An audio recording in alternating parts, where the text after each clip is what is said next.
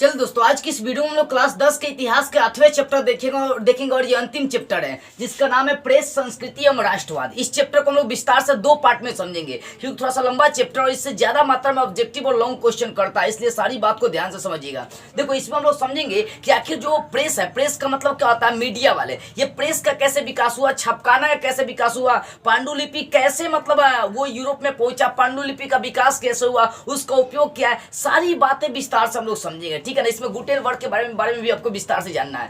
अब देखो, सबसे पहले चैप्टर्स का नाम है, उस पर हम लोग चर्चा कर लेते हैं। चैप्टर्स का नाम है प्रेस, संस्कृति एवं राष्ट्रवाद। तो प्रेस का मतलब हो गया कि छपाई करना, ठीक है ना, प्रेस का मतलब। और संस्कृति का मतलब कल्चर हो गया भाई, ठीक है ना। और ये राष्ट्रवाद तो आपको समझ में नहीं आती है कि अपने देश के प्रति अपने विचार को विकसित करना, प्रेम को बढ़ाना, राष्ट्रवाद कहलाती है। तो इसमें हमें कुछ खास नहीं जानना है, हम आते हैं चैप्टर के अंदर की बात करते हैं। देखो, मुद्रण का इतिहास गुटेनबर्ग तक समझते हैं कि आखिर मुद्रण, देखो यहाँ मुद्रा, देखो दो चीज समझना, मुद्रा का मतलब पैसा, लेकिन मुद्रण का मतलब प्रेस हो जाता है। छपाई करने का तरीका कैसे कैसे ढूंढा गया, तो ये समझना है। मुद्रा, मुद्रा मीन्स पैसा, रुपया, लेकिन मुद्रण, मुद्रण जहां और वाला न लग जाएगा। मुद्रण का मतलब छपाई करने वाला, प्रेस की बातें आ जाएंगी। तो प्रेस का इतिहास हम लोग समझ रहे हैं, मतलब मुद्रण का इतिहास गुटेनबर्ग तक समझ रहे हैं कि आखिर मुद्रा का इतिहास कहां से शुरू हुआ और गुटेनबर्ग ने कैसा इसका अंत किया था, इसको हम लोग समझते हैं। देखो बुआ, सबसे पहली बात है, जो चीजें हम लोग देखते हैं, पहले के जमाने के लोग थे जो चीजें देखते थे वो सोच रहे थे ना कि भाई इसका कहीं ना कहीं इसको हमेशा के लिए लिख ले, हमेशा के लिए इसको रख दे, मतलब विचार के लिए, याद के लिए। जैसे मान लो मुझे कोई चीज एकदम पसंद है, मैं इसको लिख लेना चाहता हूँ, तो लोगों के अंदर ये भावनाएं है कि जो चीज मैं देख रहा हूँ, सुन रहा हूँ, उसको लिखना चाहता हूँ। तो यही तकनीक जो है ना, लिखने की प्रक्रिया स्टार्ट करी, छापने की प्रक्रिया स्टार्ट करी। देखी गई चीजों को अंकित करने का प्रयास लोगों ने किया। लोगों मतलब जो देखी गई चीजें है उसको लिखने का लोगों ने प्रयास किया। और सबसे पहले कहाँ लिखने का प्रयास किया मालूम है? वो धरती के अंदर, चट्टानों पर, गुफाओं में, ताम्रपत्र मतलब लोहे जो धातु खोज हो गया जब, तो उस पर लिखने का लोगों ने प्रयास किया कि जो चीजें मेरे पास है ज्ञान में उसको लिख दूं यादों के लिए, ठीक है ना। तो जो चीजें लोग देखते थे सोचे कि इसको लिखने का प्रयास करते हैं, तो वो कहाँ लिखने लगे? चट्टानों, गुफाओं और ताम्रपत्रों पर अंकित करने लगे, लिखने लगे। उसके बाद बात करते हैं, उसके बाद एक वैज्ञानिक थे जिनका नाम था तोस्फलाई लून। ये चीन के वैज्ञानिक थे। तोस्फलाई लून ने क्या किया? कपास और मखमल की पट्टी से कागज का विस्तार कर दिया। इन्होंने कागज का आविष्कार कर दिया। देखो, कागज का आविष्कार चीन से हुआ था। क्वेश्चन करिए, कागज का आविष्कार कहां से हुआ था? चीन से, याद रखना। तो कौन थे? तोस्फलाई लून, ये चीनी वैज्ञानिक थे। तो तोस्फलाई लून जो थे ना, कपास और मखमल की पट्टी से ये किसका निर्माण किए? कागज का आविष्कार कर दिए। जब ये कागज का आविष्कार हो गया तो स्याही के माध्यम से कागज पर धीरे धीरे क्या हो गया? छपाने स्टार्ट हो गया, कागज पर लिखना स्टार्ट हो गया। तो कागज का आविष्कार कहां से हुआ? यहीं से, चीन से हुआ था। उसके बाद देखिए, चीन, जापान, कोरिया में मुद्रण का सबसे पहले विकास हुआ था। यानी सबसे पहले मुद्रा का विकास चीन में हुआ, उसके बाद जापान में, उसके बाद कोरिया में हुआ है। ये बातें आप याद रखिएगा। फिर 554 ईस्वी की बात कर, अभी की नहीं, 554, अभी तो 2000 आपका 21 चल रहा है, 2022 आने वाला है। तो 554 ईस्वी की बात कर रहे हैं, तो उस समय लकड़ी का ब्लॉक प्रिंटिंग का निर्माण किया गया। लकड़ी का ब्लॉक प्रिंटिंग का मतलब समझते हैं ना, कि लकड़ी पर क्या होगा? स्याही वाही लगा होगा और उसके द्वारा छाप देना। जैसे मोहर देखते हैं ना, उसको रंग पेन में सटा कर, स्याही सटा कर मार दिया जाता है, उतर जाता है। तो सही लकड़ी का ब्लॉक प्रिंटिंग बना दिया गया। अब समझ लो ब्लॉक प्रिंटिंग किसे कहते हैं। देखो बुआ, स्याही से रंगा हुआ काठ, स्याही से रंगा हुआ काठ जब कागज को छापता है, यानी स्याही से रंगे हुए काठ के द्वारा जब कागज की छपाई करी जाती है, तो यही प्रक्रिया ब्लॉक प्रिंटिंग कही जाती है। तो उस समय भी 554 ईस्वी में लकड़ी का ब्लॉक प्रिंटिंग बनाया गया था, ठीक है ना। किसका? ब्लॉक प्रिंटिंग का बनाया गया। और ब्लॉक प्रिंटिंग किसे कहते हैं? तो स्याही से लगे काठ, स्याही से लगे काठ से लगे ब्लॉक द्वारा कागज की छपाई करना। मतलब जो लकड़ी का काठ होता था उसमें स्याही लगा हुआ रहता था और कागज पर क्या कर जाती थी? छपाई कर जाती थी उसके माध्यम से। तो ये जो प्रक्रिया है उसको ब्लॉक प्रिंटिंग के नाम से हम लोग जानते हैं। देखो, ब्लॉक प्रिंटिंग के द्वारा क्या हुआ कि किताबें अब छपने लगी थी, लोग किताब धीरे धीरे क्या हो गए? पढ़ने लगे। उसके बाद समझिए आप ध्यान से, ब्लॉक प्रिंटिंग के द्वारा ही मुद्रा पत्र को छापा गया। मुद्रा पत्र का मतलब जो पैसा उसा था ना, वो ब्लॉक प्रिंटिंग के माध्यम से पैसा छाप दिया गया कि 2 रुपया, 4 रुपया, ठीक है ना। तो ब्लॉक प्रिंटिंग के माध्यम से ही मुद्रा पत्र का आविष्कार किया गया। फिर आगे यदि आप समझना चाहते हैं, देखिए, मुद्रण कला का आविष्कार और विकास का श्रेय सबसे पहले किसको जाता है? चीन को जाता है। सबसे पहले यही मुद्रा का विकास हुआ था, ठीक है ना। तो मुद्रण कला का आविष्कार हो चाहे विकास हो, श्रेय किसको जाएगा? चीन को जाता है। ठीक है, क्योंकि हम लोग मुद्रण का इतिहास पढ़ रहे हैं, प्रेस का इतिहास पढ़ रहे हैं। अब देखो यहाँ समझते हैं 1241 ईस्वी में एक चीनी व्यक्ति थे जिनका नाम था पी सेग। क्या नाम था? पी सेग। एक चीनी व्यक्ति थे जिनका नाम था पी सेग। क्या नाम था? पी सेग। इन्होंने मिट्टी का मुद्रा बनाया। मिट्टी का क्या किया? मुद्रा बनाया। मतलब मिट्टी का इन्होंने क्या बनाया? ब्लॉक प्रिंटिंग कह सकते हैं। इन्होंने मिट्टी का एक मुद्रा बनाया और मिट्टी का मुद्रा बनाने के बाद उन्होंने क्या किया? लकड़ी के धातु को खोद कर उन्होंने टाइप बनाने स्टार्ट कर दिया। कहने का मतलब है कि मिट्टी का भी वहां पर ब्लॉक प्रिंटिंग बनाया जाने लगा। तो इन्होंने मिट्टी का मुद्रण बनाया, मिट्टी का क्या बनाया? मुद्रण बनाया। मतलब मुद्रा भी बनाया और मुद्रण भी बनाया, और साथ में लकड़ी के धातु को खोद कर उन्होंने क्या किया? टाइप बनाना स्टार्ट कर दिया। मतलब लकड़ी और धातु को, लकड़ी का तो ब्लॉक प्रिंटिंग बना हुआ था, बाद में धातु का प्रिंटिंग आ गया, लोहा हुआ खोजा गया, धातु तो खोजा गया और उसका ब्लॉक प्रिंटिंग बना दिया गया। ब्लॉक प्रिंटिंग मतलब छापने वाला मशीन हो गया। मतलब छापने वाला मशीन अब किसका आ गया? लोहा का आ चुका था। और इसी धातु के टाइप से किताबें बहुत ज्यादा मात्रा में छपने लगी और इसका धीरे धीरे लोग मांग बढ़ाने लगा कि भाई मुझे और किताबें चाहिए। तो मतलब किताब पहले नहीं छपती थी। ये जब ब्लॉक प्रिंटिंग का धीरे धीरे छापखाना का विस्तार हुआ। छापखाना क्या होती है मैं आगे आपको समझा रहा हूँ। जैसे जैसे छापखाना का विस्तार हुआ, मतलब छापने वाला मशीन का विस्तार हुआ, वैसे वैसे किताब छपने लगी और किताबों का धीरे धीरे मांग बढ़ने लगा। ठीक है ना? तो धातु का जो टाइप बना था उसी से किताबें छपने लगी, उसका मांग बढ़ने लगा। और देखो हाथ की छपाई की जगह यांत्रिक छपाई का विकास होने लगा। मतलब पहले लोग हाथ से लिखते थे, लेकिन अब यांत्रिक छपाई का विकास होने लगा। यांत्रिक छपाई का मतलब क्या हो गया? एक घंटा में 200-400 पेज को छाप दो। समझिए, हाथ से कितना लिखो, लिखते लिखते कहां से कहां कितना टाइम बर्बाद हो जाएगी। लेकिन यांत्रिक ये जो धातु का जो ब्लॉक प्रिंटिंग बन गया था उससे छापी गई किताब बहुत ज्यादा मात्रा में छपने लगी। तो ये था मुद्रण का इतिहास कि पहले लोगों ने सोचा कि जो मेरे पास जो चीज है मैं उसको लिखना चाहता हूँ, तो उन्होंने ताम्रपत्र पर लिखा। ताम्रपत्र पर लिखने के बाद चट्टानों पर, गुफाओं पर लिखने का काम शुरू किया। फिर कागज का जब आविष्कार चीन हो गया कागज का जब चीन में आविष्कार हो गया तो वहीं पर 554 ईस्वी में ब्लॉक प्रिंटिंग का आविष्कार किया गया, जिसके माध्यम से छापी जाती थी। बाद में धातु का आविष्कार हुआ और धातु का ब्लॉक प्रिंटिंग बनाया गया और उसके माध्यम से बहुत ज्यादा मात्रा में किताबें छपना स्टार्ट हो गई। तो ये इतिहास था मुद्रण का इतिहास, मतलब प्रेस का इतिहास था। कैसे कैसे प्रेस विकसित होने लगा। ठीक है, अब आगे समझो। अब यहाँ पे एक चीज समझो, छपकाना क्या होती है, छाप खाना क्या होती है। देखो बुआ, वह स्थान जहां पर छपाई होती है, जहां पर पेपर छापी जाती है, तो वह स्थान जहां पर छपाई होती है उसी को हम लोग छापखाना कहते हैं। याद देखिए, छापखाना जहां पर छपाई होती है उसको कहेंगे छापखाना। और इसका खोज, छापखाना का अगर देख सकते हैं तो इसका खोज किसने किया? तो जर्मनी के मेंस नगर का गुटेनबर्ग का आदमी ने किया था। कौन? जर्मनी के गुटेनबर्ग नामक एक व्यक्ति ने किया था। किसका खोज? छापखाना का खोज किया था। ये छापखाना जानते हैं यूरोप में कैसे पहुंचा था? पूछता भी है कि छपखाना यूरोप में कैसे पहुंचा। तो छपखाना यूरोप में मार्को पोलो के द्वारा पहुंचा। मार्को पोलो रेशम मार्ग से होते हुए यूरोप में छपखाना के टेक्निक को पहुंचाने का काम किया। ठीक है ना? देखो अब रेशम मार्ग क्या होती है यहाँ पर भी समझ लो। देखो वो रेशम मार्ग क्या होता है? चीन से होते हुए, वो पश्चिमी एशिया से होते हुए यूरोप तक पहुंचने वाला एक मार्ग है। इस रेशम मार्ग से खाली रेशम का व्यापार होता था, इसी कारण से इसका नाम पड़ गया रेशम मार्ग। ठीक है ना? तो मतलब जो छपखाना था वो यूरोप कैसे पहुंचा? तो मार्को पोलो के द्वारा पहुंचा। मार्को पोलो क्या हुआ? चीन से एशिया से गुजरते हुए रेशम मार्ग से होते हुए उन्होंने क्या किया? जो छपखाना का टेक्निक था वो यूरोप पहुंचाने का काम किया। तो क्वेश्चन करेगा छपखाना यूरोप कैसे पहुंचा? तो लिखना है बस इतना कि छपखाना यूरोप मार्को पोलो के द्वारा पहुंचा और मार्को पोलो रेशम मार्ग से होते हुए ये छपखाना के टेक्निक को यूरोप पहुंचाने का काम किया। ठीक है ना? ये सब बातें आप याद रखिएगा। तो छपखाना की बात आपको समझ में आ गई। अब हम लोग समझते हैं ध्यान से, गुटेनबर्ग द्वारा मुद्रण यंत्र का कैसे विकास हुआ। अभी तो मुद्रण का विकास समझ लिए, अब देखते हैं गुटेनबर्ग ने कैसे प्रेस वाली चीज को विकास किया। यानी गुटेनबर्ग ने मुद्रण यंत्र का कैसे विकास किया, इस चीज को जरा सा ध्यान से एकदम बारीकी से सारी बातों को हम लोग समझते चलते हैं।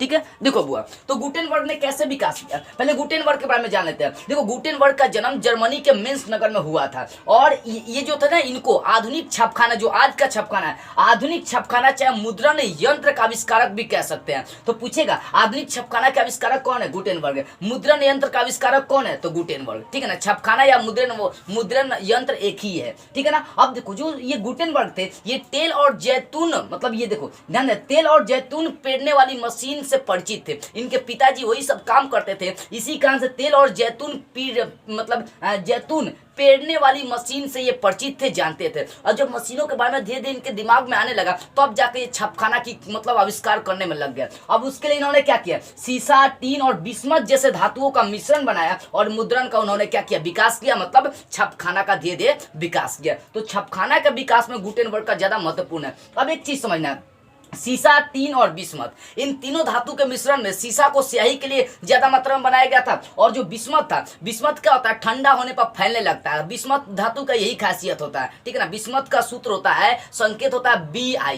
बिस्मथ ठंड में क्या होता है, फैलने लगता है, जब ठंडा हो जाएगा तो फैलना स्टार्ट कर देता है, ये इसकी खासियत होता है। तो सीसा, टीन, टीन को रांगा भी कहता है, पूछता भी है कि रांगा का सूत्र क्या है। टीन, देखो टीन का मतलब देखो ध्यान से समझने वाली बात है, सीसा, टीन पूछेगा कि रांगा का दूसरा नाम क्या है, रांगा किसे कहते हैं, टीन को कहते हैं, रांगा किसे कहेंगे, टीन को कहेंगे। तो सीसा, टीन और बिस्मथ के मिश्रण से मुद्रण का विकास ज्यादा मात्रा में किया गया और हैंड पैप के माध्यम से मुद्रण का विकास किया गया। मतलब जो मिश्रण से बनाया गया था, सीसा, जो टीन था, जो बिस्मथ था, इन तीनों के मिश्रण से जो मुद्रण बनाया गया उसको हैंड प्रेस के माध्यम से और उसका विकास कर दिया गया। हैंड प्रेस क्या था कि वो हाथों से प्रेस करने वाला मशीन था, कि मतलब पेपर डाल दीजिए, हाथ से घुमा दीजिए, जो लिखना वो प्रेस होकर अपने आप निकल जाएगा। तो हैंड प्रेस के माध्यम से मुद्रण का और क्या होगा, धीरे धीरे विकास होने लगा। और देखो, और हैंड प्रेस के माध्यम से क्या होगा कि मुद्रण का विकास पूरी तरह से यहाँ पर संपन्न होगा इन्हीं के नेतृत्व में। अब गुटेनबर्ग को पहला किताब छापने का मौका मिला था, ईसाइयों का जो धर्म पुस्तक है जिसको हम लोग बाइबिल कहते हैं, तो बाइबिल को छापने का मौका इन्हीं को मिला था। किनको, गुटेनबर्ग को।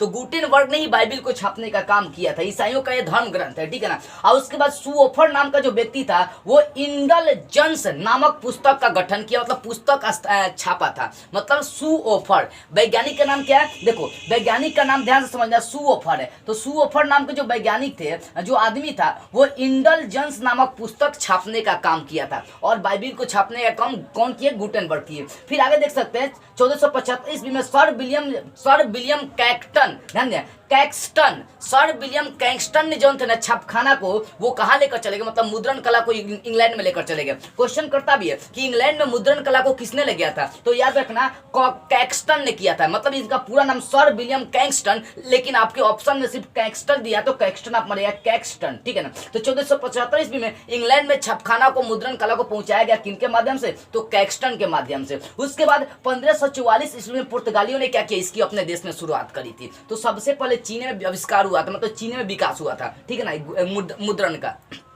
और इसका आविष्कार का दर्जा चाहे किसको जाता है, गुटेनबर्ग को। यही बाइबिल छापने का काम किए थे। तो गुटेनबर्ग द्वारा मुद्रण यंत्र का कैसे विकास हुआ ये आपको समझ में आ गई होगी। अब हम लोग समझते हैं यहाँ पर मुद्रण क्रांति का बहुआयामी प्रभाव। ये मुद्रण जो क्रांति आ चुकी थी, जो छापने की क्रांति आ चुकी थी, इसका क्या लोगों पर प्रभाव पड़ा, इस चीज को समझो। देखो बुआ, मुद्रण क्रांति का बहुआयामी प्रभाव हम लोग पढ़ रहे हैं, समझिएगा ध्यान से। 15वीं शताब्दी में यूरोपीय बाजार, ध्यान देना, 15वीं शताब्दी तक बहुत ज्यादा किताब मतलब छपने लगी थी। जब मुद्रण प्रेस का विकास होने लगा तो किताब ज्यादा मात्रा में छपने लगी, और जब किताब छपने लगी तो यूरोपीय बाजार में मुद्रण किताब की ज्यादा मात्रा में मतलब इसकी क्या हो गई, मांग बढ़ने लगी। मतलब 2 करोड़ से ज्यादा किताबों की मांग हर साल बढ़ते जा रही थी, लोग पढ़ने वाले की जनसंख्या बढ़ते जा रही थी, ठीक है ना। तो 15वीं शताब्दी तक देखी जाए तो यूरोपीय बाजार में जो मुद्रण किताब था, जो प्रेस के द्वारा छपकाने के द्वारा जो तैयार किया जाता था जो किताब, उसका मांग ज्यादा मात्रा में बढ़ने लगा। अब ज्यादा मात्रा में किताब लोग पढ़ने लगे, जिसके कारण से किताबों की वजह से लोगों का विचार विकसित होने लगा और वो अपने अधिकार के लिए क्या होने लगे, लड़ने लगे। उसके बाद समझिएगा, लोग जब पढ़ने लगे बहुत सारा किताब तो वो साक्षर होने लगे और अपने अधिकार को धीरे धीरे वो पहचानने लगे। उसके बाद एक चीज और आती है, मार्टिन लूथर कहते हैं ना कि जो मुद्रण है ना, ये भगवान का दिया हुआ एक सबसे बड़ा तोहफा है, मार्टिन लूथर कहते हैं। देखो मार्टिन लूथर जो है ना, ईसाइयों का, ध्यान देना, मार्टिन लूथर जो है वो ईसाइयों के प्रति ये थोड़ा सा मतलब ईसाइयों के प्रति जो आलोचना थी ना, ईसाइयों में जो कमी थी उसको सुधारने के लिए मार्टिन लूथर ने एक आंदोलन चलाया था। क्या चलाया था? आंदोलन। लेकिन उसको रोकने के लिए भी वहाँ के जो रोमन चर्च थे उसको रोकने के लिए बड़ी प्रयास करी थी। मार्टिन लूथर की वजह से ही ईसाई धर्म 2 भागों में बटा, एक कैथोलिक और दूसरा का था प्रोटेस्टेंटवाद। कौन था? प्रोटेस्टेंटवाद था। अब इसको समझिए ध्यान से। अब मार्टिन लूथर को क्या थे? एक धर्म सुधारक थे। वो अपनी लेखनी से क्या किए? कैथोलिक चर्च की कमी की आलोचना की है। मतलब ईसाइयों में जो कैथोलिक चर्च था वो थोड़ा सा गलत गलत काम करते थे, जिसके कारण से उसकी आलोचना मतलब उसकी बुराई करना स्टार्ट कर दी अपनी लेखनी से। कौन? मार्टिन लूथर किंग करना स्टार्ट कर दिए। और ध्यान से समझिए यहाँ पर ईसाई धर्म के पोप और पादरी, मतलब ईसाई धर्म में जो पोप और पादरी आते हैं इनके प्रति इन्होंने क्या किया? मार्टिन लूथर ने आंदोलन चला दिया। आंदोलन चलाने के उपरांत ईसाई धर्म दो भागों में बट गया। जो मूल भाग था वो कैथोलिक था, जो नया भाग सामने आ गया वो था प्रोटेस्टेंटवाद। कौन था? प्रोटेस्टेंटवाद। ये किनके द्वारा से चलाया गया? तो मार्टिन लूथर किंग मतलब मार्टिन लूथर के द्वारा ही चलाया गया एक आंदोलन था, जिसकी वजह से कैथोलिक दो भागों में बटा, ईसाई धर्म दो भागों में बट गया। एक था कौन? कैथोलिक, दूसरा था प्रोटेस्टेंटवाद। अब पूछता भी प्रोटेस्टेंटवाद के बारे में लिखिए, तो बस ये लिखना है कि ईसाइयों में जो पोप और जो कैथोलिक थे ये इन दोनों की मतलब ध्यान से समझो। यहाँ पर देखो, यहाँ पर यहाँ पर था, यहाँ से लिखना आपको पूछेगा प्रोटेस्टेंटवाद किसे कहते हैं, बस इतना लिखना कि ईसाई धर्म के पोप और पादरी के प्रति आंदोलन चलाया मार्टिन लूथर ने। इसलिए आंदोलन चलाया भाई, क्योंकि देखो यहाँ पर समझने वाली बात ये आ रही थी कि कैथोलिक चर्च की कमी, बहुत सारी कमियां थी, इसके प्रति उन्होंने आंदोलन चलाया और वहाँ के पोप और पादरी के प्रति उन्होंने आंदोलन चलाया था, जिसके कारण से ईसाई धर्म दो भागों में बट गया। जो मूल भाग था वो कैथोलिक का, दूसरा का जो नया भाग आया वो प्रोटेस्टेंटवाद था। अब देखो, अब ये जब आंदोलन चला रहे थे ना, तो रोमन यहाँ के जो चर्च लोग थे उन्होंने क्या किया? इनक्विजिशन नामक संस्था का गठन किया और इनके आंदोलन को रोकने का प्रयास किया। किनके? मार्टिन लूथर के आंदोलन को रोकने का प्रयास कौन किया? तो रोमन चर्च ने इनक्विजिशन नामक संस्था का गठन करके मार्टिन लूथर के द्वारा जो कैथोलिक चर्च में कमियां थी उसको दूर करने का जो आंदोलन चला रहे थे उसको तोड़ने के लिए, उसको रोकने के लिए रोमन चर्च ने एक संस्था का गठन किया जिसका नाम पड़ गया था इनक्विजिशन। अब पूछता है इनक्विजिशन से आप क्या समझते हैं, इसके क्या उद्देश्य थे? बस लिखना है कि रोमन चर्च के द्वारा इनक्विजिशन का गठन किया गया था। बस ये ईसाई धर्म में जो कमी थी उसके प्रति जो आंदोलन चल रही थी उसको रोकने का इसके द्वारा प्रयास किया गया था। ध्यान दीजिएगा। तो इसका उद्देश्य क्या था? कि धर्म सुधारक आंदोलन को रोकी जा सके। अब देखो, मार्टिन लूथर ने ही कहा था कि मुद्रण ईश्वर का देन है और ये सबसे बड़ा तोहफा भी है। पूछता है कि मुद्रण ईश्वर का देन है और ये सबसे बड़ा तोहफा है, किसने कहा था? तो मार्टिन लूथर ने कहा था। कौन कहा था? मार्टिन लूथर ने। जब बहुत सारी किताबें बनने लगी तब जाकर लोग साक्षर होने लगे भाई। आज साक्षरता दर धीरे धीरे क्या होने लगी? बढ़ने लगी, 60 से 80 होने लगी। मतलब साक्षरता दर पूरे विश्व में धीरे धीरे बढ़ना स्टार्ट हो गया, जिसके कारण से औपनिवेशिकवाद के प्रति सामाजिक क्रांति होगी। औपनिवेशिकवाद का मतलब जो देश गुलाम था वो किताब पढ़ के राष्ट्रवाद की भावना के प्रति जागृत हो गया और वो अपने देश को आजाद करने के लिए क्रांति में कूद पड़ा। यानी समाज के लोग पूरी तरह से जगने लगे, अपने अधिकारों को पहचानने लगे। तो ये था मुद्रण क्रांति का बहुआयामी प्रभाव। यानी मुद्रण क्रांति की वजह से न क्या हुआ, जो कमियां थी ना, लोग किताब पढ़ के उस कमी को दूर करने लगे, आंदोलन करने लगे, समाज में एक नई क्रांति आ गई थी। किसकी वजह से? तो मुद्रण क्रांति की वजह से। तो ये बात आपको समझ में आ गई होगी। अब हम लोग समझते हैं तकनीकी विकास। आखिर तकनीकों का कैसे कैसे छापखाना में, मतलब छापने वाले मशीन में विकास किया गया, इस पर जरा हम लोग चर्चा कर लेते हैं विस्तार से। ठीक है, अब देखो तकनीकी विकास में अगर पहले हम लोग बात करते हैं तो 18वीं शताब्दी के 18वीं सदी के अंत तक देखेंगे तो प्रेस जो था ना धातु से होने लगा था। धातु वाले जो ब्लॉक प्रिंटिंग होता था उसी से प्रेस होता था। उससे पहले तो लकड़ी से स्टार्ट हुआ, अभी तो आपको बताया, तो उसके बाद धातु आया। ठीक है ना। तो 18वीं सदी, यहाँ दीजिएगा, 18वीं सदी के अंत तक प्रेस किससे होने लगा था? धातु से होने लगा था। और फिर 19वीं सदी के बीच में, मतलब मध्य में, न्यूयॉर्क के एक व्यक्ति का नाम था जिनका नाम था रिचर्ड एम हो। क्या नाम था? रिचर्ड एम हो था। इन्होंने क्या किया? शक्ति चालित बेलनाकार प्रेस को कारगर बनाया। ये जानते हैं शक्ति चालित बेलनाकार ये प्रेस क्या था? ये था ना, ये मतलब एक बार में देखी जाए तो 1 घंटे में ये 8000 पेज को छाप सकता था। ऐसा मशीन अभी तक कोई आया था नहीं प्रेस में। कई प्रेस करने में, छापने में, लिखने में बड़ी टाइम लगता था पहले। तो इन्होंने क्या किया? 19वीं सदी के बीच में, मतलब 19वीं सदी के मध्य में न्यूयॉर्क के व्यक्ति थे जिनका नाम था रिचर्ड एम हो। इन्होंने क्या किया? शक्ति चालित बेलनाकार प्रेस का आविष्कार किया। ये जो प्रेस हुआ था ना, बेलनाकार ये प्रेस, ये जो था ना प्रति घंटे, मतलब 1 घंटे में 8000 टाव, मतलब 8000 छोटे छोटे चाहे बड़े बड़े पेजों को छाप सकता था। ये एक ऐसा मशीन था। और फिर 19वीं सदी के अंत आते आते, मतलब 19वीं सदी के अंत आते आते ऑफसेट प्रेस का आविष्कार किया गया। कौन सा प्रेस? ऑफसेट प्रेस का आविष्कार किया गया। ये एक ऐसा प्रेस था जो 6 रंगों का एक मिश्रण था। मतलब 6 रंगों का प्रयोग करके एक बार में एगो चीज का प्रेस किया जा सकता है। मतलब एक चीज को प्रेस करने में उसमें 6 रंग डाली जा सकती थी, 6 रंग का प्रयोग करी जा सकती थी। यानी 19वीं सदी के अंत तक एक ऑफसेट प्रेस आ गया। ऑफसेट प्रेस का विकास हुआ जो 6 रंगों की छपाई एक साथ कर सकता था। यानी 20वीं सदी आते आते छपखाना का पूरी तरह से विकास हो चुका था। छपखाना में जो चीजें चाहिए, कलर चाहिए, सब चीजें का पूरी तरह से विकास हो गया था। कब तक, तो 20वीं सदी आते आते। तो इस तरह से तकनीकी विकास हुआ था। अब जैसा हम लोग समझ लेते हैं कि भारत में प्रेस का विकास कैसे हुआ, प्रेस का मतलब छापखाना का विकास कैसे हुआ भारत में। इस चीज को समझो। देखो बुआ, यहाँ भारत में पहले जानते हैं, प्रेस से पहले अगर बात करते हैं तो पांडुलिपि का प्रयोग होता था। पांडुलिपि का मतलब क्या होता है, हाथ से लिखा हुआ लिपि, हाथ से लिखी गई चीजों को क्या, हस्तलिपि को हम लोग क्या कहते हैं, हाँ पांडुलिपि कहते हैं। तो लिखना है कि पहले यहाँ के जो राजा महाराजा हुआ करते थे, चाहे भारत के जो लोग हुआ करते थे, वो पांडुलिपि का प्रयोग करते थे। पांडुलिपि का प्रयोग का मतलब क्या हो गया, देखो हाथ से लिखी गई लिपि को पांडुलिपि कहते हैं। अब क्वेश्चन किया भी पांडुलिपि किसे कहते हैं, इसको उपयोगिता को लिखे, तो लिखना है कि हाथ से लिखी गई लिपि को पांडुलिपि कहते हैं। और यह पहले की जो राजा महाराजा हुआ करते थे ताम्रपत्र पर लिखने का काम करते थे अपनी यादों को जीवित रखने के लिए, मतलब अपने विचारों को जीवित रखने के लिए वो इसका उपयोग करते थे, किसका, पांडुलिपि का उपयोग करते थे। देखो तो ये क्या, यहाँ पांडुलिपि का प्रयोग होता था। पांडुलिपि किसे कहेंगे, तो हाथ से लिखी गई लिपि को पांडुलिपि हम लोग कहते हैं, ठीक है। अब देखो ये जो पांडुलिपि था ना, ये सभी लोगों के पास उपलब्ध नहीं हो रहा था, इसलिए क्योंकि ये थोड़ा नाजुक भी था और ये महंगा भी था, इसी कारण से आम जनता के पास ये नहीं पहुंचती थी, राजा महाराजा इसका प्रयोग करते थे। यानी पांडुलिपि क्या था, एक नाजुक और महंगा भी ये लिपि था, ठीक है ना। उसके बाद देखिए, उसके बाद यहाँ पर अगर बात करते हैं तो सबसे पहले प्रिंटिंग प्रेस है पुर्तगाली के द्वारा सबसे पहले भारत में लाया गया था। मतलब अगर बात करेंगे अपने इंडिया में कि किसके द्वारा प्रिंटिंग प्रेस सबसे पहले भारत में लाया गया, तो पुर्तगाली के माध्यम से सबसे पहले प्रिंटिंग प्रेस भारत में लाया गया। उसके बाद देख सकते हैं इसका उपयोग जो है ना, विचारों को जीवित करने के लिए विचार। अब यहाँ पर एक चीज समझो, हई जो था आपका यहाँ पर ये वाला चीज जो पांडुलिपि है, इस पांडुलिपि का उपयोग क्यों किया जा रहा था, चाहे इसकी उपयोगिता क्या है, इसकी उपयोगिता यही है कि अपने विचारों को कुछ साल तक जीवित रख दे। पांडुलिपि का मतलब लिखने की कला, लिखने की कला को, लिखने के लिपि को, हाथ से लिखी हुई लिपि को हम लोग पांडुलिपि कहते हैं। यानी हस्तलिखित लिपि को क्या कहेंगे, उसको पांडुलिपि के नाम से हम लोग जानते हैं। तो पांडुलिपि की उपयोगिता क्या है, तो पांडुलिपि की उपयोगिता है अपने विचारों को कुछ समय तक जीवित रखे। आज भी कहीं कहीं खुदाई होती है ना, तो कुछ लोगों का विचार वहां पर निकलता है, पुरानी चीजें देखने को मिलती है, क्या क्या लिखा हुआ है, ठीक है ना। अब देखो, अब यहाँ पर कैथोलिक पुजारी, ध्यान दीजिएगा, अब कैथोलिक पुजारी 1500 मतलब कैथोलिक पुजारी 1569 ईस्वी में पहली बार तमिल पुस्तक में किताबें यहाँ पर छापने का काम करी थी अपने इंडिया में। मतलब कैथोलिक जो पुजारी थे वो 1579 ईस्वी में पहली किताब यहाँ पर इंडिया में छापी थी, वो भी कौन सा भाषा में था, तमिल भाषा में। कौन सा भाषा में, तमिल भाषा में, याद रखिएगा। और इस तरह छपखाना का धीरे धीरे क्या होगा, अपने इंडिया में विकास होने लगा। यानी यहाँ पांडुलिपि का प्रयोग होता था, ठीक है ना, लेकिन पुर्तगालियों ने सबसे पहले प्रिंटिंग प्रेस अपने देश इंडिया में लाया था। और कैथोलिक पुजारियों ने क्या किया, पहली बार तमिल किताब को छापने का इस तरह से काम किया था, पहली बार।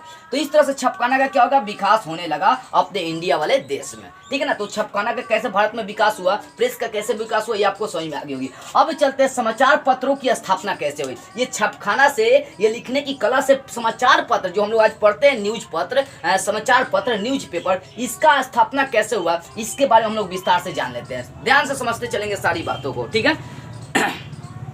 अब देखो समाचार पत्रों की स्थापना पर हम लोग फोकस करते हैं। देखो बुआ, समाचार पत्र क्या है, तो आधुनिक भारतीय प्रेस का आरंभ, मतलब आधुनिक भारतीय प्रेस का आरंभ अगर भारत में बात करेंगे तो 1766 ईस्वी में हुआ था। 1766 से अखबार छपने की प्रक्रिया हो रही थी, लेकिन जो पेपर पहले छपता था वो आम जनता के पास नहीं आती थी, बड़े बड़े लोग उसका यूज करते थे। यानी आधुनिक भारतीय प्रेस का आरंभ जो था ना, वो 1766 ईस्वी में ही हो गया था। उसके बाद ध्यान दीजिएगा, और इसका प्रकाशन करने का दिन किनको जाता है, विलियमसन बोल्टस। कौन, विलियमसन बोल्टस ने समाचार पत्र का प्रकाशन किया था अपने इंडिया में। कब, 1766 ईस्वी में विलियमसन बोल्टस ने भारतीय समाचार पत्र का आरंभ किया था, यहाँ पर छापने का वो काम स्टार्ट किया था 1766 ईस्वी में। लेकिन क्या हुआ कि उन्होंने अंग्रेजों की कमी को दिखा दिया था, ईस्ट इंडिया कंपनी की कमी को दिखा दिया कि वो जनता का शोषण कर रही है। तो इंग्लैंड वाले ने क्या किया, मतलब ईस्ट इंडिया कंपनी वाले ने क्या किया कि जो विलियमसन बोल्टस तो उसको फिर इंग्लैंड वापस भेज देंगे, तो इंग्लैंड चला जाओ।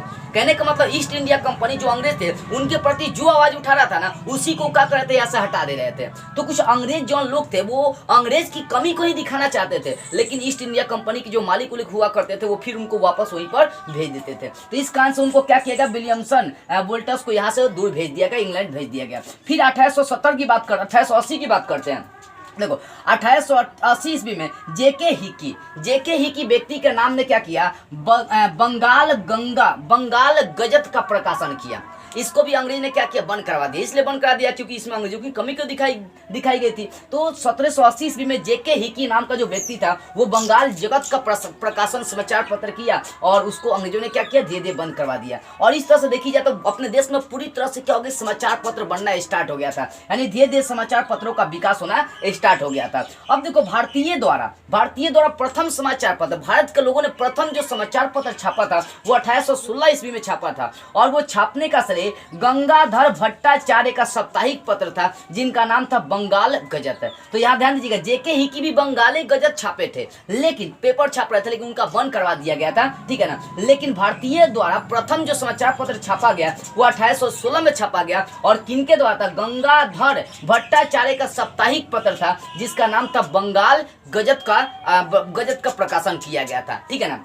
पूछ भी सकता है कि भारतीय के द्वारा प्रथम समाचार पत्र कौन सा छापा गया, तो बंगाल गजत। किनके द्वारा, तो गंगाधर भट्टाचार्य के द्वारा छापी गई। कब, तो 1816 ईस्वी में। आगे देखो 1821 ईस्वी की बात करते हैं तो बांग्ला में 1821 ईस्वी की बात करते हैं तो बांग्ला में संवाद कौमुदी पत्र की प्रकाशन करी गई, संवाद कौमुदी पत्र का प्रकाशन किया गया। और 1822 में फारसी में मिरातुल अखबार का प्रकाशन किया गया। और इन दोनों का स्थापक देखेंगे तो राजा राम मोहन राय थे। कौन थे, राजा राम मोहन राय ने क्या किया, संवाद कौमुदी पत्र का स्थापना किया और फिर फारसी में मिरातुल अखबार का स्थापना किया। तो इन दोनों का स्थापना का श्रेय किनको, राजा राम मोहन राय को जाती है। मतलब एक तो बांग्ला में था, एक बांग्ला में था और दूसरा फारसी भाषा में था। तो इस चीज को समझने वाली बातें आती है, ऑब्जेक्टिव में क्वेश्चन कर सकता है। आगे देख सकता है 1831 ईस्वी में देखेंगे तो जामे जमशेद का आविष्कार हुआ। जामे जमशेद मतलब क्या, समाचार पत्र था, इसमें समाचार पत्र के बारे में जाना है। तो 1831 ईस्वी में जामे जमशेद समाचार पत्र का विकास होने लगा। उसके बाद 1851 ईस्वी में गुफ्तार और अखबारे सौदागर का प्रकाशन किया गया।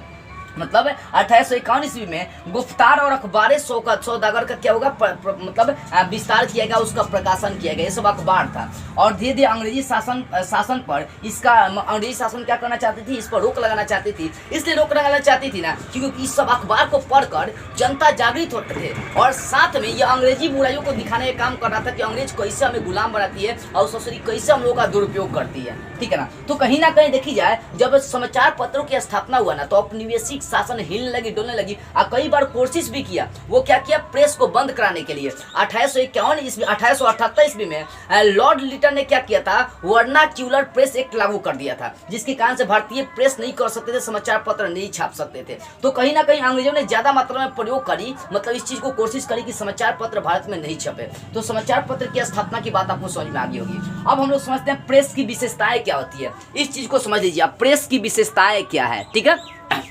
अब देखो मतलब जो ये जो समाचार पत्र, ये जो प्रेस है, इसकी विशेषता क्या है। देखो बुआ, ये प्रेस जो अगर इंडिया की बात करेंगे तो हम लोग इंडिया में प्रेस जो थे ना दो प्रकार के थे। एक था एंग्लो इंडियन प्रेस जो क्या करता था, विदेशी समर्थन करता था, मतलब फूट डालो और शासन करो की नीति अपनाता था। और दूसरा का भारतीय प्रेस था, ये अंग्रेजी और अपने भारतीय भाषाओं में अखबार छापने का काम करता था। यानी भारत में दो प्रकार के प्रेस थे। पहला था एंग्लो इंडियन प्रेस जो विदेशी का समर्थन करता था, फूट डालो और शासन करो की नीति का समर्थन करता था। दूसरा था भारतीय प्रेस जो अंग्रेजी और भारतीय भाषाओं में अखबार छापने का काम करता था। उसके बाद भी देखेंगे तो धीरे धीरे बहुत सारा प्रेस का आविष्कार होगा। उस चीज को समझो। 1861 ईस्वी में टाइम्स ऑफ इंडियन समाचार पत्र का आविष्कार हुआ, लेकिन इसका समर्थन अंग्रेजी करते थे। ये भी अंग्रेजी का समर्थन करता था, अंग्रेज का दलाली करता था। फिर 1875 ईस्वी में स्टेटमैन समाचार पत्र का अपने भारत में आविष्कार किया गया, मतलब प्रकाशन किया गया, ठीक है ना। उसके बाद 1865 ईस्वी में पायनियर इलाहाबाद में यह अखबार छापी गई थी।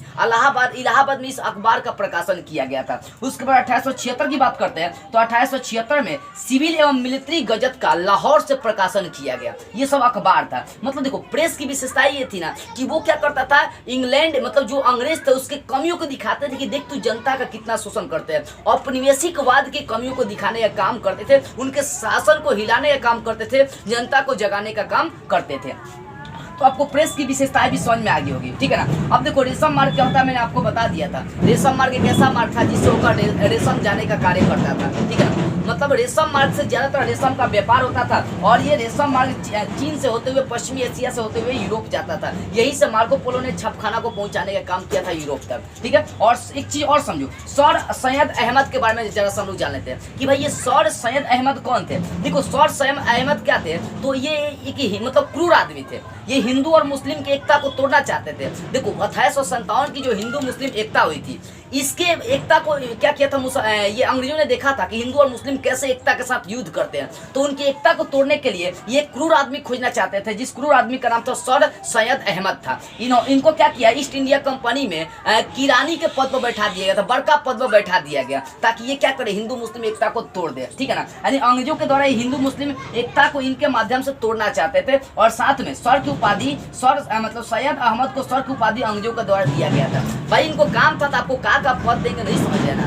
तो ये सर सैयद अहमद क्या थे, ईस्ट इंडिया कंपनी में किरानी के पद पर थे। अंग्रेज इनके द्वारा हिंदू मुस्लिम एकता को तोड़ना चाहते थे, और इनको सर की उपाधि किनके द्वारा दिया गया था, तो अंग्रेजों के द्वारा दिया गया था। अब इस तरह से आपका ये बेसिक बात है इस चैप्टर की क्लियर हो गई। अब इसके प्रश्न उत्तर को देखते हैं, इसका ऑब्जेक्टिव क्वेश्चन है, इसके अगले वाले पार्ट में हम लोग क्लियर करेंगे, ठीक है ना। अभी हम लोग देखते हैं इसका जो अति लघु उत्तरीय, जो लघु उत्तरीय, जो दीर्घ उत्तरीय प्रश्न है, उसमें जो अभी तक इतना में जो आप पढ़ चुके हैं उसको क्लियर करते हैं। सबसे पहली बात है, यहाँ एक नंबर में क्वेश्चन दिया कि निम्न के बारे में 20 शब्दों के बारे में 20 शब्दों में आपको लिखना है। पहला है छपखाना। छपखाना के बारे में 20 शब्दों में लिखना है। तो लिखना है कि वह स्थान जहाँ पर छपाई होती है उससे हम लोग कहते हैं छपखाना। छपखाना का खोज जर्मनी के गुटेनबर्ग ने किया था, 20 शब्दों में लिखना है। और ये छपखाना यूरोप में मार्को पोलो के द्वारा पहुंचा था रेशम मार्ग से होते हुए। इतनी बातें आपको लिख देनी है। आगे बाइबिल है, तो लिखना है ईसाइयों का धर्म ग्रंथ कौन था, बाइबिल था, उसको छापने का काम गुटेनबर्ग ने किया था। बस इतनी बातें लिखना है। मतलब ग नंबर था। ख नंबर है गुटेनबर्ग, तो लिखना है गुटेनबर्ग का जन्म जर्मनी में हुआ था। ये जैतून और तेल को पेरने वाले मशीन से शुरू से परिचित थे,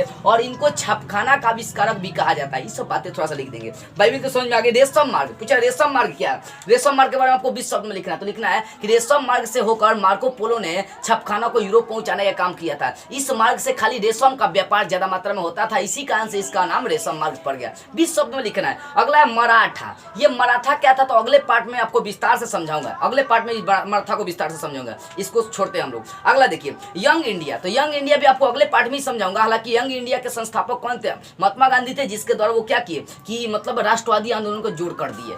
ये मराठा यंग इंडिया अगले पार्ट में आपको समझाऊंगा। आगे वर्नाक्यूलर प्रेस एक्ट अगले पार्ट में समझाऊंगा। सर सैयद अहमद के बारे में मैंने आपको बता दिया कि सर सैयद अहमद को ईस्ट इंडिया कंपनी में वो कौन सा किरानी के पद पर मौजूद थे। इसके द्वारा अंग्रेज क्या करना चाहते थे, हिंदू और मुस्लिम की एकता को पूरी तरह से तोड़ देना चाहते थे। इनको सर की उपाधि अंग्रेजों के द्वारा दी गई थी, ठीक है ना। तो सर सैयद अहमद के बारे में आप समझ गए। उसके बाद प्रोटेस्टेंटवाद किसे कहते हैं, तो भाई ये भी मैं आपको समझा दिया हूँ। प्रोटेस्टेंटवाद यहाँ पर देखिए, प्रोटेस्टेंटवाद मैंने बता दिया कि प्रोटेस्टेंटवाद का कैसे विकास हुआ, यहाँ पर देखिए। चलो यहाँ इसको समझते हैं, ध्यान से लिखना आपको।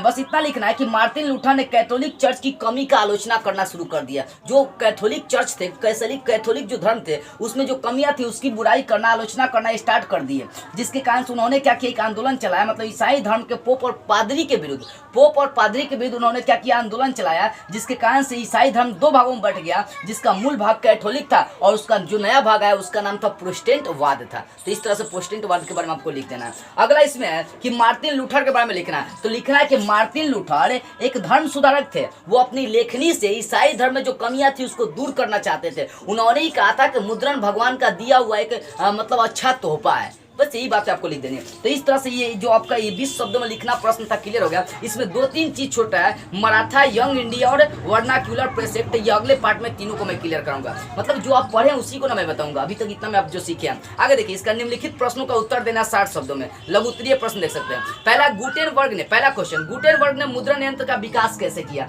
यहाँ पर आएंगे, गुटेनबर्ग द्वारा मुद्रण का विकास देखेंगे। तो लिखना, गुटेनबर्ग का जन्म जर्मनी के मेंजनगर में हुआ था। इन्हें आधुनिक छापखाना चाहे मुद्रण यंत्र का आविष्कारक कहा जाता है। ये तेल और जैतून पेरने वाले मशीन से शुरू से परिचित थे, जिसके कारण से सीसा, टीन और बिस्मस जैसे धातुओं का मिश्रण करके इन्होंने हैंड प्रेस का प्रयोग करके मुद्रण कार्य संपन्न कर दिया, छापने का कार्य संपन्न कर दिया। और यही बाइबिल छापने का काम किए थे, ठीक है ना। यही बात आपको लिख देनी है। अगला क्वेश्चन, छपखाना यूरोप कैसे पहुंचा था। भाई अभी तो बताया, छपखाना लिखना है कि छपखाना मार्को पोलो के द्वारा यूरोप पहुंचा था। मार्को पोलो रेशम मार्ग से होते हुए यूरोप में छपखाना की जो टेक्निक थी वो पहुंचाने का काम किया। बस ये लिखना। तीसरा क्वेश्चन, हाँ, इनकविजिशन से आप क्या समझते हैं, इसकी जरूरत क्यों पड़ी। इनकविजिशन मैं आपको समझा चुका हूं, समझिए। इनकविजिशन का ऐसे आप क्या समझते हैं। देखो, इनकविजिशन मतलब मार्टिन लूथर जो ईसाई धर्म में कमी खराबी थी उसको दूर करने के लिए आंदोलन चला रहे थे, तो जिसके कारण से रोमन चर्च ने क्या किया, इन कवि जीसन नामक संस्था का गठन करके उनके आंदोलन को रोकने का कार्य किया था। इसका मुख्य उद्देश्य यही था कि मार्टिन लूथर के द्वारा जो चलाया गया आंदोलन है उसको रोक दिया जाए, बस यही लिखना। तो इसकी जरूरत क्यों पड़ी, तो जो मार्टिन लूथर के द्वारा जो आंदोलन चलाया जा रहा था उसको रोकने के लिए इसकी जरूरत पड़ी थी, बस ये लिखना। आगे पांडुलिपि क्या है, इसकी उपयोगिता क्या, तो पांडुलिपि के बारे में विस्तार से आपको समझा दिया हूँ।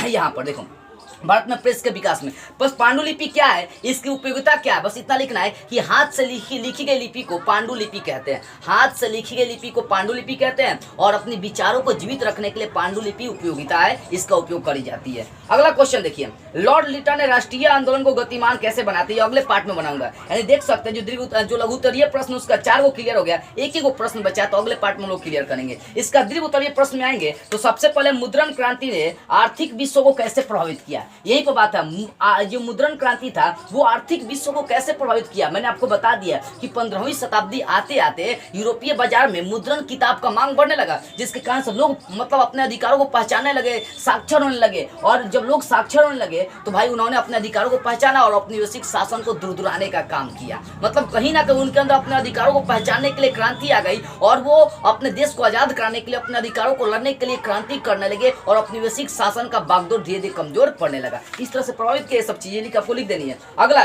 19वीं शताब्दी में प्रेस के विकास को रेखांकित करें। प्रेस का विकास कैसे हुआ, तो प्रेस के विकास को हमें क्या करना है, रेखांकित करना, वही लिखना है, ध्यान दीजिएगा। अब देखो प्रेस का विकास के बारे में आपको पढ़ा चुका हूं, ध्यान दीजिएगा। प्रेस का विकास यहाँ से देख सकते हैं, यहाँ से भारत में प्रेस का विकास अगर देखते हैं तो बस आपको लिखना है कि भारत में अगर प्रेस के विकास की बात करते हैं, या यहाँ से भी आप लिख सकते हैं, लिखना बस इतना है। भारत में अगर प्रेस के विकास की बात करते हैं तो भारत में प्रेस से पहले ये प्रयोग करी जाती थी, पांडुलिपि का प्रयोग करी जाती थी। पांडुलिपि ताम्र पत्र पर लिख कर धरती उरती में गाड़ दी जाती थी, अपने विचारों को जीवित करने के लिए प्रयोग किया जाता था। अगर प्रेस के विकास के लोग बात करेंगे ध्यान से तो लिखना प्रेस के विकास में गुटेनबर्ग का महत्वपूर्ण योगदान रहा, क्योंकि उन्होंने ही इसका आविष्कार किया ज्यादा मात्रा में। लेकिन प्रेस अगर देखी जाए तो चीन से ज्यादा मात्रा में, मतलब छापखाना जो था प्रेस था, ये उत्पन्न कहां से हुआ, चीन से हुआ, क्योंकि चीन के कुछ ऐसे वैज्ञानिक थे जो कागज का आविष्कार किए, वहीं पर छापने का आविष्कार किए, ब्लॉक प्रिंटिंग का आविष्कार किए और उसके माध्यम से वो क्या करते थे, प्रेस करते थे, छापते थे, वस्तु को छापने का काम करते थे। तो ये सब पुरानी बात, ये सब जो पढ़ लिए थे ये सब छोड़ने वाला क्वेश्चन है। तो 2 नंबर भी आपका क्वेश्चन क्लियर हो गया। 3 नंबर भारतीय प्रेस की विशेषताओं को लिखना। तो भारतीय प्रेस की विशेषता क्या है, देखिए यहाँ पर भारतीय प्रेस की विशेषता लिखना। तो लिखना है कि जब हम लोग गुलाम थे अंग्रेजों का,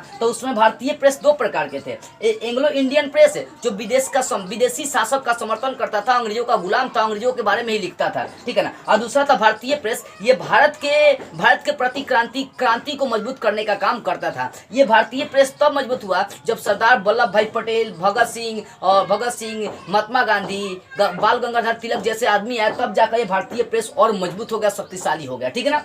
अब देखो उसके भारत में ही 1861 में टाइम्स ऑफ इंडियन समाचार पत्र का स्थापना किया गया, लेकिन भी अंग्रेज का गुलामी करता था।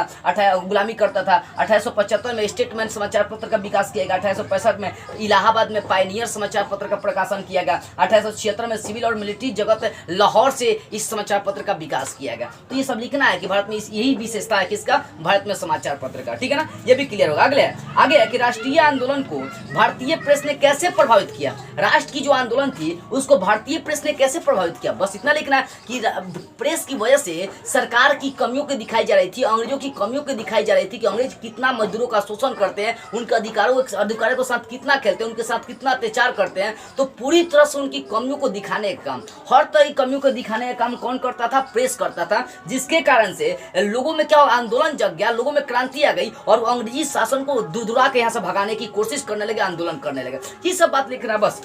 अगला है देखो यहाँ पर है अंगन नंबर क्वेश्चन है कि मुद्रण यंत्र की विकास यात्रा को रेखांकित करें। मुद्रण यंत्र के विकास यात्रा को रेखांकित करना है। यह आधुनिक रूप में कैसे विकसित हुआ, चाहे कैसे पहुंचा, थोड़ा सा सट गया, ठीक है ना। यही बताना कि मुद्रण यंत्र के विकास को रेखांकित करना है, ठीक है। आधुनिक युग में इसकी क्या उपयोगिता है ये आपको लिखना। तो मुद्रण यंत्र का विकास कैसे हुआ, यहाँ से आप देख सकते हैं। मुद्रण यंत्र का इतिहास यहाँ से लिखेंगे कि लोग जो पहले चीजें देखते थे वो सोचे कि इसको अंकित करें, तो अंकित करने के लिए उन्होंने गुफाओं का, चट्टानों का, ताम्रपत्र का प्रयोग किया। धीरे धीरे चीन में कपास और मखमल की पट्टी से कागज का आविष्कार हुआ और वहीं पर ब्लॉक प्रिंटिंग का आविष्कार हुआ, जिससे वस्तु छापी जाने लगी। उसके बाद गुटेनबर्ग आए। गुटेनबर्ग भी आकर क्या किया, उनका जन्म मेंस नगर में, जर्मनी के मेंस नगर में हुआ था। इन्होंने टीन, शीशा, बिस्मथ धातु का प्रयोग करके इन्होंने क्या किया, मुद्रण का आविष्कार किया, जिसकी वजह से वो बाइबिल छापे और धीरे धीरे पूरी दुनिया में इनके छपे गए किताब, मतलब मुद्रण के द्वारा छपे गए किताब पूरी दुनिया में फेमस हो गया। लोग अपने अधिकार को पहचानने लगे। ठीक है ना। तो इस तरह से क्या हुआ, मुद्रण का विकास हुआ। तो ये सब बात आपको लिख देंगे, मुद्रण के इतिहास को लिखना है। तो इस तरह से देखी जाए तो दीर्घोत्तरीय प्रश्न आपका पूरी तरह से क्लियर हो गया। बस इसका लघुत्तरीय प्रश्न में एगो क्लियर बचा है लॉर्ड लिटन के द्वारा, और यहाँ 20 शब्दों में लिखने के लिए 3 को आपका बचा है। इसके बाद ऑब्जेक्टिव बचा है। तो एक काम करेंगे, जो बचा हुआ क्वेश्चन है ये अगले पार्ट में लोग बेसिक से क्लियर करेंगे और इतिहास का चैप्टर एकदम आपका खत्म हो जाएगा।